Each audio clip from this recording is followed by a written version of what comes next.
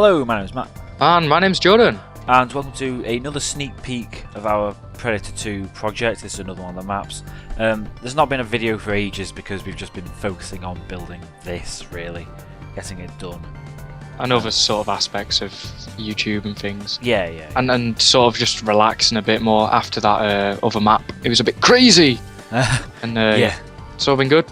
Yeah, so the idea for this map, I'll let George speak about it more. It's a steampunky design, but we like to call that simplistic steampunk because like other steampunky designs on Minecraft that other people have built are like mental. Well, yeah, it really depends on what sort of your aspect of steampunk is like.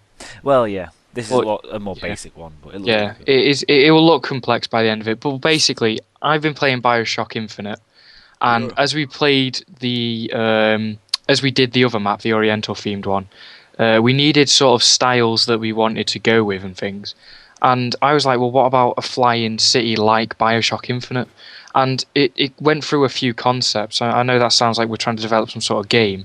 But I drew it out on Photoshop. I was like, here we go, this is what it should look like. And then we were like, actually, no, let's sort of make it like this instead. So the idea of it is there's not going to be the grass around the outside of it. To the massive amounts where it is at the moment. Well, yeah. The grass where you're saying it's going to be like that, yeah, sure. Yeah, like. It's going to be like sort of. You can tell it's going to be sort of a ship.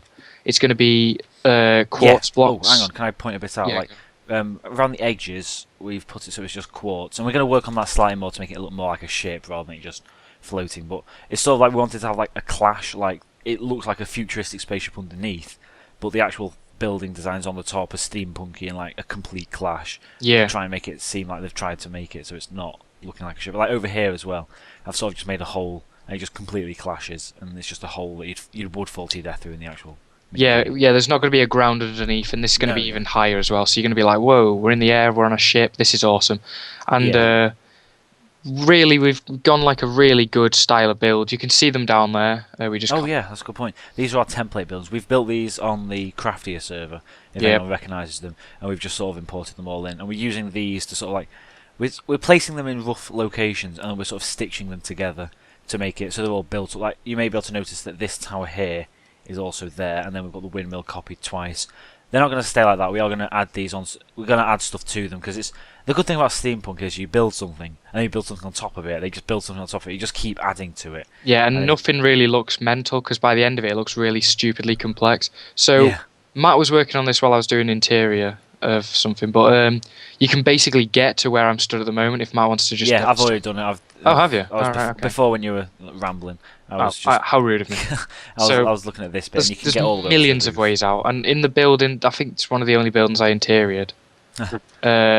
You go inside it, and then you can just climb up inside the interior. What's up with those pictures? I have no idea. I know it's there's two pictures on top of each other. All right, and then you can just run out, and then you're just out at the back.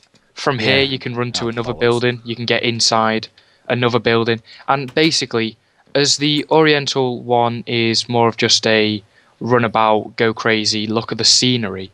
This is more scenery and gameplay. So the Predator can have fun and can run around, hide everywhere.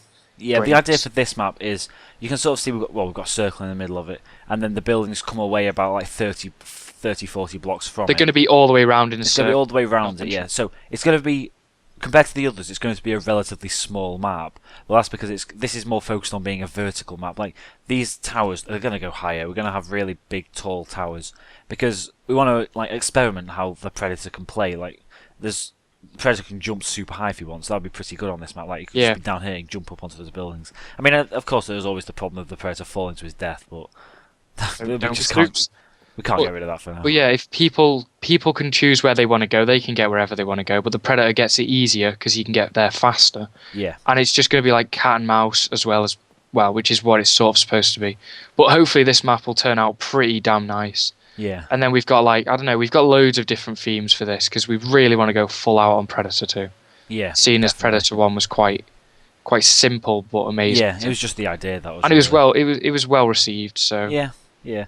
It's like with this one, with these maps that we're building, we don't want them to just all be different themes of maps. We want the gameplay to be different in them all as well. So each map will be completely different because you've got Alcarid, which is sort of like, I'd say that's sort of like a hybrid between this one and the Oriental one, because it's big. Yeah, I know there's what lots you of mean. buildings and you can climb about on it. Yeah. So this one's more of a climbing frame, and the Oriental one is more open, and that'll be a difficult one for the survivors to win on, I think. Also, the very last thing before we pretty much wrap it up is that when we finish with this, we will potentially in the future expand on it and make it into almost a type of city, like the Bioshock idea, and then become an adventure map, a parkour adventure map or some sort. Because we're really enjoying building this map, more than the Oriental one as well, for me. I'm not sure about you, John. Well, yeah, because we didn't have Voxel, because Voxel's broken, so the last one we were just like, oh, man. Well, this has no terraform, and this is a really structured build.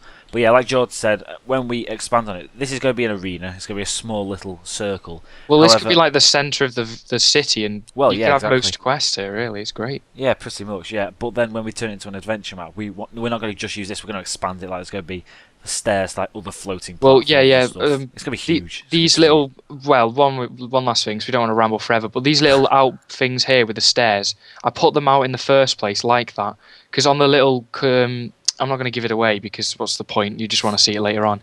But we had different zones of like ideas that was going to be other parts of the city, and it was pretty big map, really, when you think about it now. Yeah, it was. But then when we started working on like this little street coming down here, we realised, no, this is way too complex. If we made it that big, the games would go on forever. Yeah. So we had to shrink the size of the map because it's going to be a tall map rather than a big map. So yeah, as you can see, we're putting quite a lot of effort into the build. So it may be why content's down at the moment, but it's definitely still coming, and we do want to get Predator out, and hopefully hyping it up is the best way to go about it. As well. Yeah, I mean, none of these are interiors yet. We'll get that done. Yeah. But we've pretty much covered everything. Yeah, we have. So, we've got anything else to say, Judd? We'll see you in the next video.